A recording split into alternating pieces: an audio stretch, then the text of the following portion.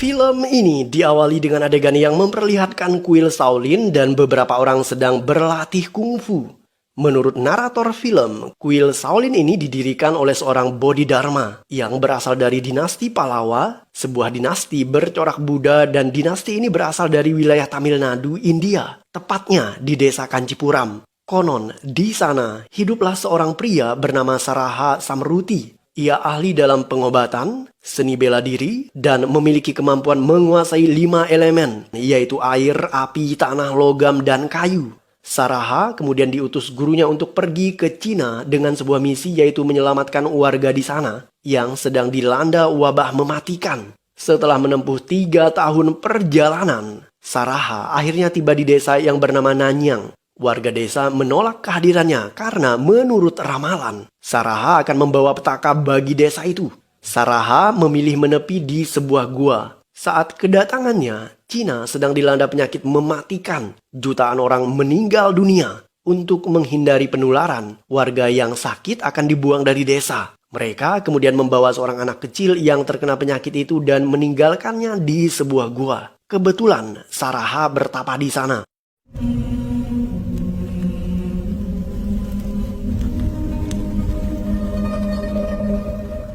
Setelah sembuh, Saraha membawa anak tadi kembali ke desanya. Warga desa akhirnya sadar akan kebaikan Saraha dan mereka mau menerima pria itu. Kehadiran Saraha ternyata menyelamatkan nyawa banyak manusia. Sejak saat itu, ia mengajar banyak tabib dari berbagai penjuru di Cina. Dan penyakit itu akhirnya bisa disembuhkan di seluruh penjuru negeri tirai bambu itu.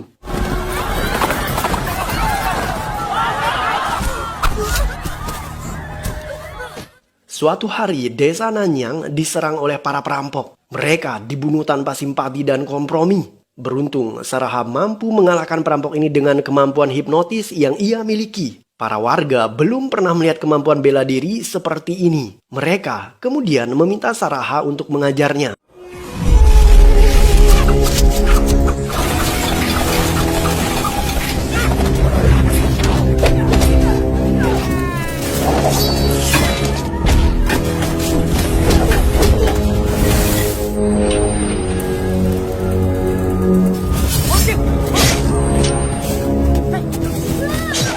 Saraha kemudian melatih bela diri yang dinamai kungfu.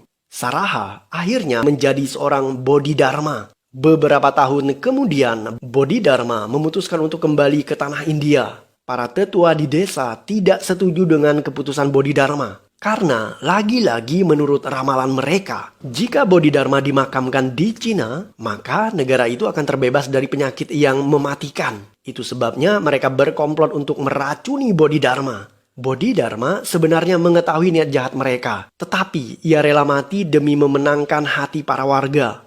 Ia meninggal dan jenazahnya disemayamkan di tanah Cina.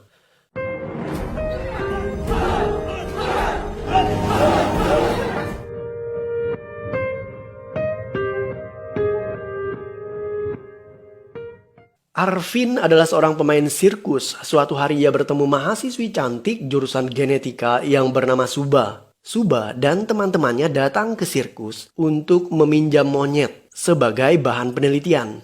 Paman Arvin yang bernama Selva menolak permintaan Suba. Ia tidak ingin para mahasiswi itu mengganggu monyet sirkusnya. Ketika pertama kali menatap Suba, Arvin langsung tergila-gila kepadanya. Ia membuntuti Suba dan untuk menarik perhatian gadis itu, Arvin mencuri ponsel Suba dan berniat mengembalikannya seolah-olah ponsel itu ia temukan. Dengan demikian, Suba akan berterima kasih kepadanya dan mereka akan berkenalan lebih jauh.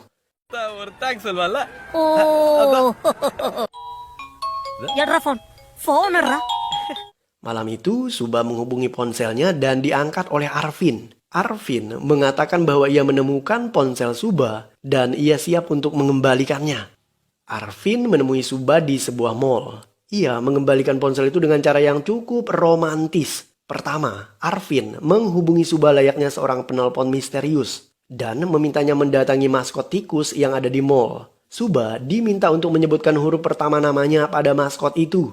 Ketika Suba melakukan instruksi Arvin, maskot tadi memberikan sebungkus coklat dan sebagian ponsel Suba. Dan yang kedua, Suba diminta mendatangi toko bunga yang ada di mall tersebut. Kali ini, Suba harus menyebutkan huruf kedua dari namanya. Dan saat Suba melakukan itu, ia mendapatkan sekuntum bunga dan bagian lain dari ponselnya. Setelah itu, Arvin mengajak Suba bertemu di sebuah restoran cepat saji. Mereka saling berkenalan. Arvin mengajak Suba makan, tetapi Suba mendapat sebuah telepon dadakan yang memaksanya harus pergi meninggalkan coklat dan bunga pemberian Arvin.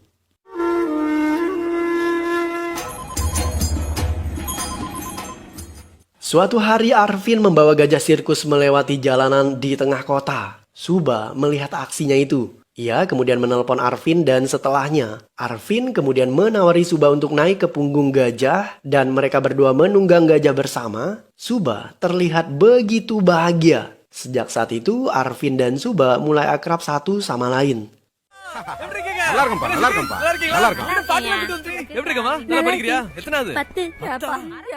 Hari itu keluarga Arvin dari desa datang ke kota untuk menonton sirkus. Mereka berasal dari desa Kancipuram. Suba juga hadir ke tempat sirkus. Ketika Suba bertemu keluarga Arvin, ia berpura-pura tidak mengenali mereka. Padahal 1,5 tahun yang lalu ia pernah mendatangi keluarga itu untuk menanyakan silsilah Bodhidharma. Anehnya, Suba malah berpura-pura tidak mengenali mereka kali ini.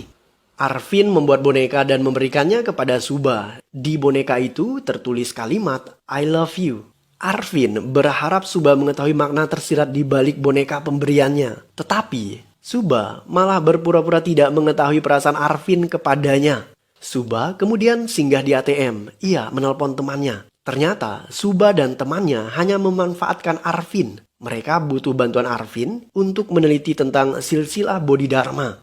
Ketika pulang ke lokasi sirkus, Paman Selvam memarahi Arvin. Ia mengatakan bahwa Suba bukanlah gadis yang baik. Suba dan teman-temannya sengaja datang ke sirkus itu dan berpura-pura meminjam monyet. Padahal target utamanya adalah menjadikan Arvin untuk bahan penelitian. Mendengar keterangan dari sang paman, Arvin mendatangi kediaman Suba. Di sana ia menemukan semua penelitian tentang dirinya. Ternyata Suba mengincar Arvin sejak 1,5 tahun yang lalu dan Arvin sadar jika dirinya ditipu. Suba bahkan secara terang-terangan mengatakan bahwa ia saat ini tidak mau memikirkan tentang cinta. Arvin kemudian meninggalkan Suba dengan rasa kecewa bercampur kesal.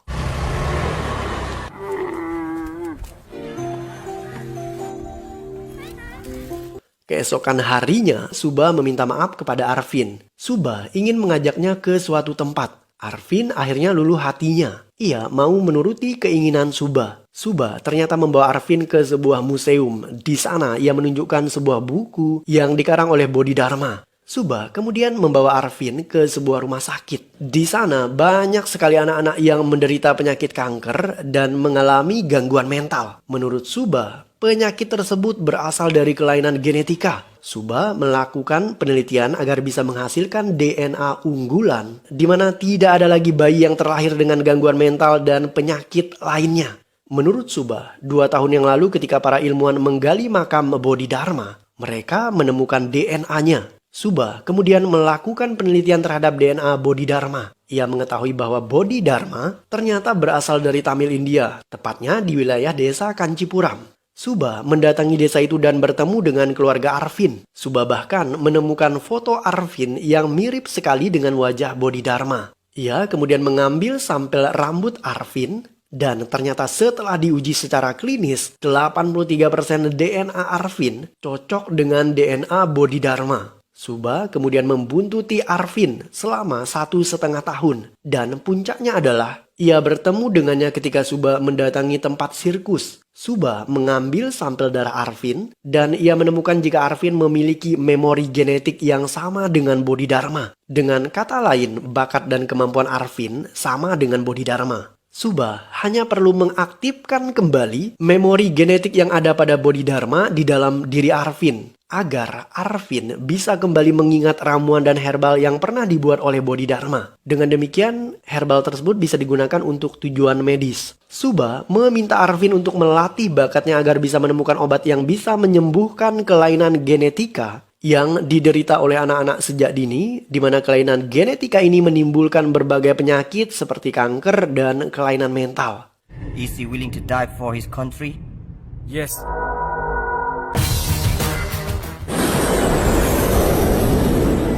seorang ilmuwan asal Cina datang ke kota Chennai. Ilmuwan ini bernama Dong Li. Dong Li menyuntikkan sesuatu kepada seekor anjing. Setelahnya, mendadak polisi datang di TKP. Para polisi tadi curiga dengan tindak tanduk Dong Li. Saat ditanya, Dong Li justru mematahkan tangan sang polisi. Dong Li ternyata bukan pendatang sembarangan. Ia sangat ahli bela diri. Para polisi tadi ia habisi dengan sangat mudah. Dong Li bahkan menghipnotis salah satu polisi yang membuatnya melepaskan tembakan dan membunuh rekan-rekannya sendiri.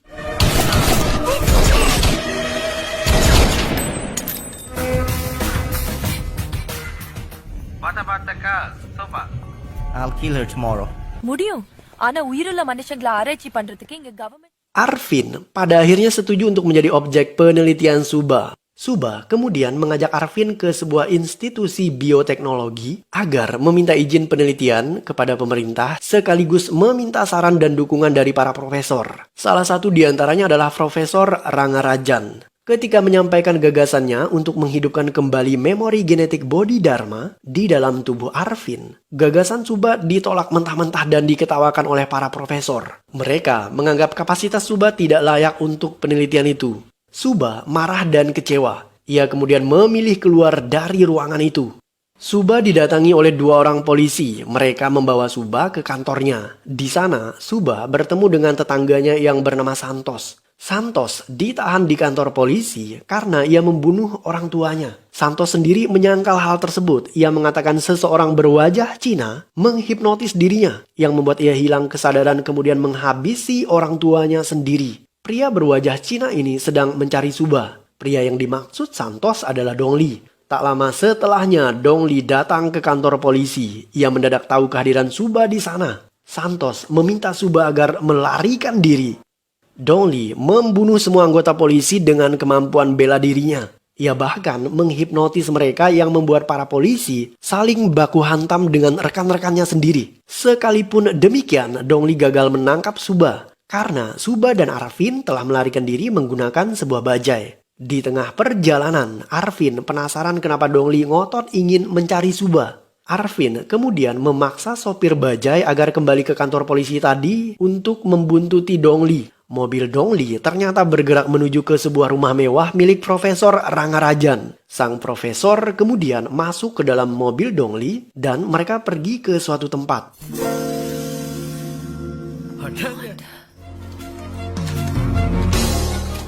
Suba dan Arvin menerobos masuk ke dalam rumah profesor. Mereka ingin mencari tahu apa sebenarnya hubungan antara Profesor Rangarajan dengan pemuda yang bernama Dong Li. Suba memeriksa isi komputer Rangarajan. Ia menemukan email Dong Li di sana. Mereka ternyata menjalankan sebuah misi rahasia yang dinamai Red Operation. Dan sang profesor ternyata mendapatkan bayaran 300 crore untuk misi tersebut. Tetapi selebihnya, isi email itu tidak menjelaskan detail apa yang sedang mereka lakukan di India.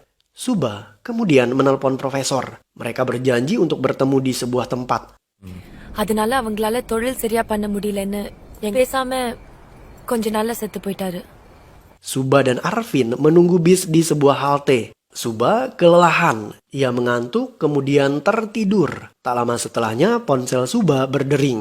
Sebuah pesan masuk. Arvin secara tidak sopan membaca pesan itu. Ia juga memeriksa isi video yang ada di dalam ponsel Suba. Arvin kemudian menemukan sebuah video yang memperlihatkan Suba sedang curhat kepada temannya dan di sana Suba mengakui bahwa ia menyukai Arvin. Arvin kemudian melonjak kegirangan setelah mengetahui perihal ini. Aksinya itu membangunkan Suba. Arvin terlihat sangat senang karena ternyata cintanya tidak bertepuk sebelah tangan.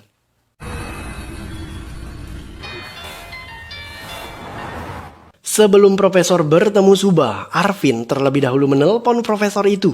Arvin mengancam akan membongkar perihal Red Operation kepada pihak media jika profesor tidak mengikuti instruksi Arvin. Profesor Rangarajan kemudian diminta masuk ke dalam sebuah bajai. Di saat bersamaan, sang profesor ternyata dibuntuti oleh Dong Li. Arvin mengarahkan profesor untuk bertemu dengannya di bis yang sedang Arvin naiki. Keduanya turun meninggalkan bis ketika Dong Li terlihat masih mengekori Profesor Rangarajan. Setelahnya, Arvin membawa profesor naik sebuah taksi dan Dong Li justru kehilangan jejak. Setelah dipukuli Arvin, Profesor akhirnya mengakui bahwa Red Operation adalah perang biologis yang dilancarkan Cina ke India. Dongli berhasil menciptakan virus yang dulunya pernah membunuh jutaan warga Cina ketika zaman Bodhidharma masih hidup. Itu sebabnya Dongli datang ke India dan menyuntikkan virus itu kepada seekor anjing. Anjing tadi kemudian menyebarkan virus tersebut kepada manusia. Tidak ada yang bisa menyembuhkan penyakit itu kecuali negara Cina karena mereka memiliki catatan medis yang ditinggalkan oleh Bodhidharma 1600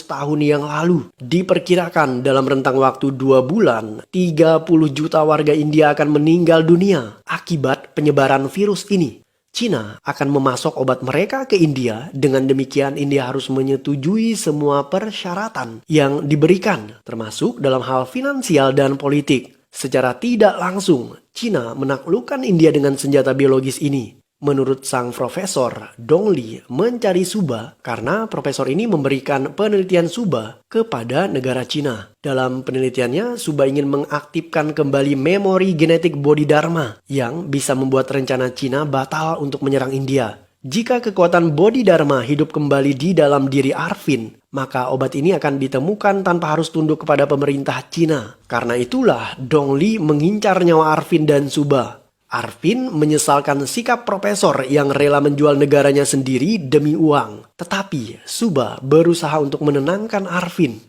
Teman Suba yang bernama Aswin menelpon pamannya yang bekerja di rumah sakit. Menurut sang paman, ratusan ekor anjing dinyatakan mati akibat penyakit tidak dikenal. Penyakit ini juga sudah merenggut 2 nyawa manusia. Suba dan teman-temannya datang ke rumah sakit itu. Ia menemukan 3 pasien yang dirawat di bangsal umum dan mengalami gejala penyakit yang disebabkan oleh virus. Suba mengenali penyakit ini karena gejalanya persis dengan penyakit yang menyerang Cina 1600 tahun yang lalu. Dan saat itu Bodhidharma datang ke sana untuk menyembuhkan mereka. Suba meminta agar ketiga pasien itu diisolasi secara terpisah dari para pasien lain. Tetapi dokter mengatakan bahwa 3 pasien itu hanya menderita penyakit cacar biasa. Dongli berhasil menemukan lokasi di mana Profesor Rangarajan disekap oleh Arvin dan teman-temannya. Dongli kemudian melepaskan profesor itu. Profesor Rangarajan membawa Dongli ke rumah sakit yang dikunjungi Suba. Saat mereka masuk ke dalam rumah sakit, Suba justru melihat Dongli. Ia segera bersembunyi. Setelahnya, Suba menghubungi Arvin dan memintanya agar segera keluar dari rumah sakit itu. Tetapi sejurus kemudian,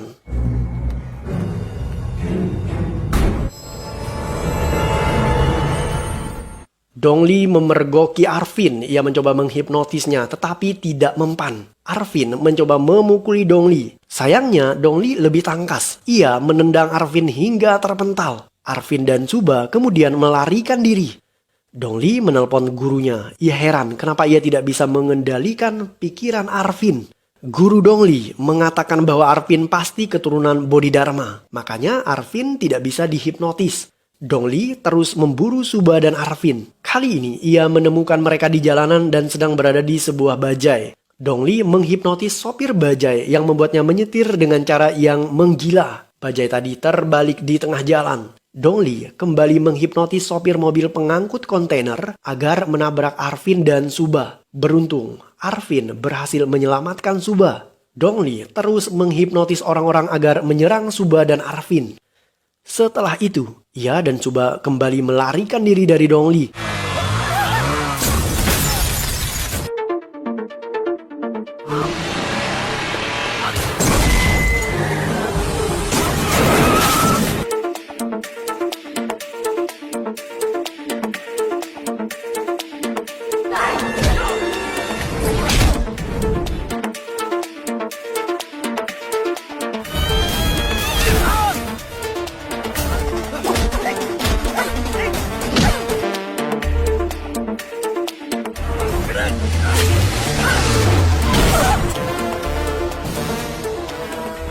Arvin dan Suba bertemu dengan teman-temannya di area pemakaman. Suba mengatakan bahwa tidak mungkin mereka mengalahkan Dongli karena ia terlalu kuat. Satu-satunya cara agar mengalahkan Dongli adalah dengan menghidupkan kembali memori genetik Bodhidharma di dalam diri Arvin. Mereka kemudian menuju ke sebuah lab genetik yang berada di kawasan hutan dekat kota. Suba dan teman-temannya melakukan penelitian terhadap Arvin. Sementara itu, korban terus berjatuhan diakibatkan oleh virus yang mematikan.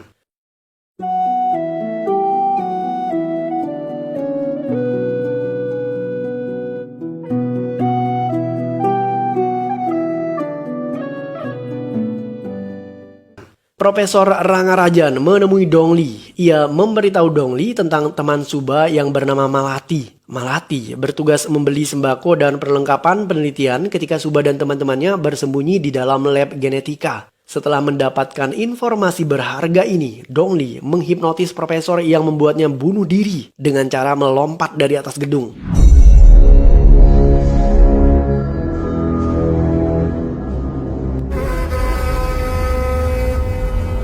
Dongli mendatangi Malati. Ia akhirnya mendapatkan informasi tentang persembunyian Suba di lab genetika dengan cara menghipnotis Malati. Setelah itu, Dongli membunuh Malati. Tak hanya itu, Dongli juga mendatangi teman Suba yang bernama Imran. Dongli mengetahui alamat Imran dari pesan SMS yang Imran kirimkan kepada Malati. Setelah menemui Imran, Dongli menghipnotisnya yang membuat Imran bunuh diri. Suba mengetahui kematian Malati dan Imran karena saat Imran bunuh diri, Suba sedang menelponnya. Imran?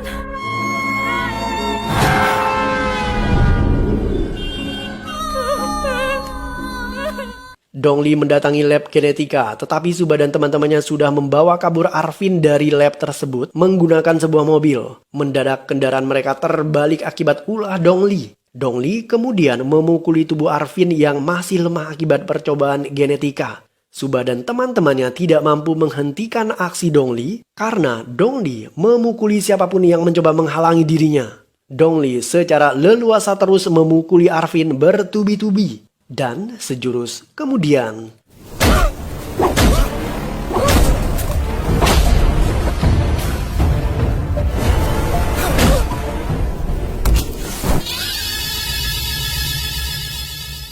Arvin mendadak memperoleh kembali memori genetik Bodhidharma di dalam dirinya. Ia mulai menguasai seni bela diri dan mampu menangkis pukulan Dongli. Tidak hanya itu, Arvin juga bisa mengendalikan 5 elemen. Setelah itu terjadi pertarungan sengit antara Arvin dan Dongli. Pada akhirnya, Arvin berhasil membunuh Dongli.